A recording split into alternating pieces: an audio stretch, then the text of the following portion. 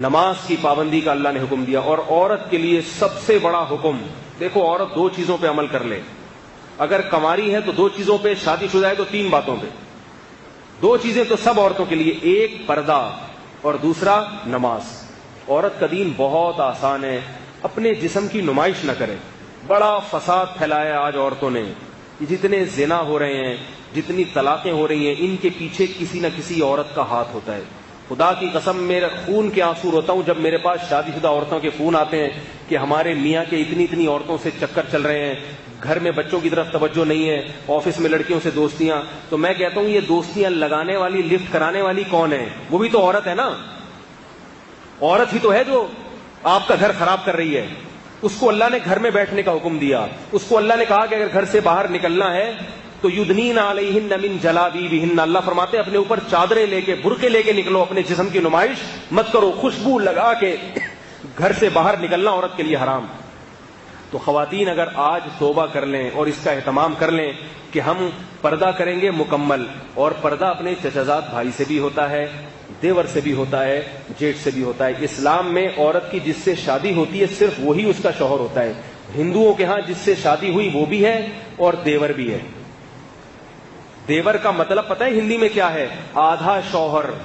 یہ ڈکشنری میں دیور کا مطلب ہے، نہیں آ رہی میرا خیال ہے۔ تو ان کے ہاں دیور سے پردہ نہیں ہے۔ سکھوں کے ہاں تو ہے ہی نہیں پردہ، سکھوں کے ہاں تو باقاعدہ ہے کہ یہ شوہر یہ بھی ہے اور یہ بھی ہے۔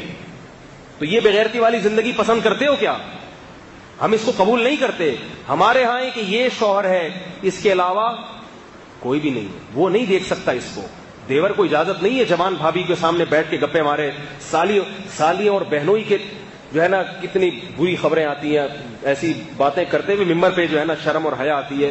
برائی کا تذکرہ کرنا بھی برائی کی اشاعت۔ کتنے فون آتے ہیں خواتین کے کہ میرے میاں مجھ میں دلچسپی نہیں لے رہے، بہن میں دلچسپی لے رہے ہیں۔ میری سالیاں آ رہی ہیں، گپے لگا رہی ہیں بہنوئی سے۔ بہنوئی دیکھتا ہے میری والی تو بوڑھی ہو گئی، یہ جو جوان ہے نا، جب یہ تو انسان کی فطرت ہے، جب وہ جوان کے سامنے بیٹھے گا تو اپنی والی اس کو پرانی لگے گی۔ اس کے 10 بچے ہو گئے ہیں، وہ پرانی لگ رہی ہے، اور یہ کیا ہے؟ بالکل نہیں۔ تو وہ ادھر توجہ جاتی ہے اس۔ تو اللہ نے سالی کو کہہ دیا کہ تمہیں بہنوئی کے سامنے بیٹھنے کی ضرورت نہیں ہے، تمہیں اجازت نہیں ہے۔ اگر وہ پردہ کر لے گی تو اس کی بہن کا گھر بھی بچے گا کہ نہیں بچے گا؟ ہے بھائی، اس کی شوہر کی ساری توجہ کس طرف رہے گی؟ لیکن اس کو ہمارے معاشرے میں برا سمجھا جاتا ہے۔ اگر پردہ کر لے گی نا تو بیوی ہی کو اعتراض ہوتا ہے، میری بہن نے میرے شوہر سے پردہ کیوں کر لیا؟ بے وقوف، اسی کو اعتراض ہوتا ہے۔ او بھائی تیرے فائدے کے لیے اللہ نے اس کو حکم دیا ہے، تیرے فائدے کے لیے۔ مائیں روکتی ہیں اپنی بہوؤں کو پردہ کرنے سے، مائیں۔ اللہ نے قرآن میں کیا فرمایا؟ 2 قسم کے طبقے ہیں، کچھ تمہیں جنت کی طرف لے کر جاتے ہیں اور کچھ تمہیں جہنم کی آگ کی طرف۔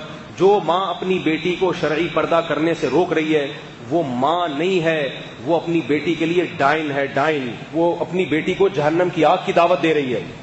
ساس اپنی بہو کو اگر پردے سے روک رہی ہے، ساسوں کو بڑی تکلیف ہوتی ہے کہ میری بہو جو ہے میرے دوسرے بیٹوں سے پردہ کیوں کرتی ہے۔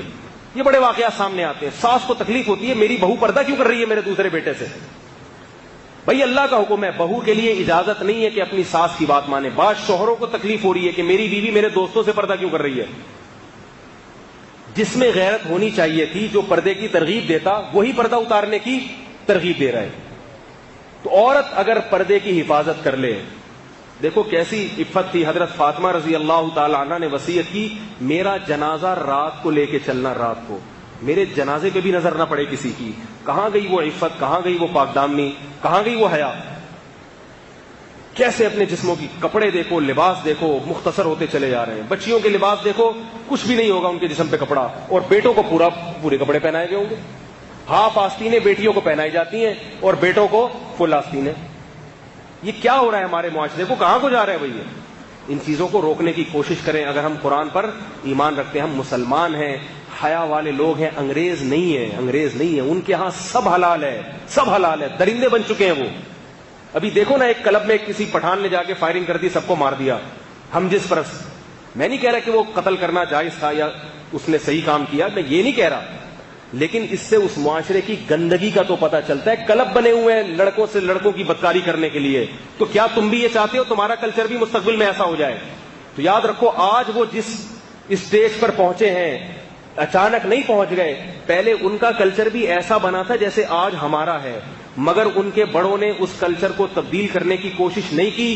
نتیجہ کیا ہوا؟ برائی ہوتے ہوتے وہاں تک پہنچ گئی ہے. اگر ہم نے اپنے گھروں پہ, اپنی بیٹیوں پہ کنٹرول کرنے کی کوشش نہیں کی, معاشرے میں کو پردہ کرانے کی کوشش نہیں کی, تو یاد رکھو ہمارا مستقبل بھی پھر ویسا ہی ہوگا.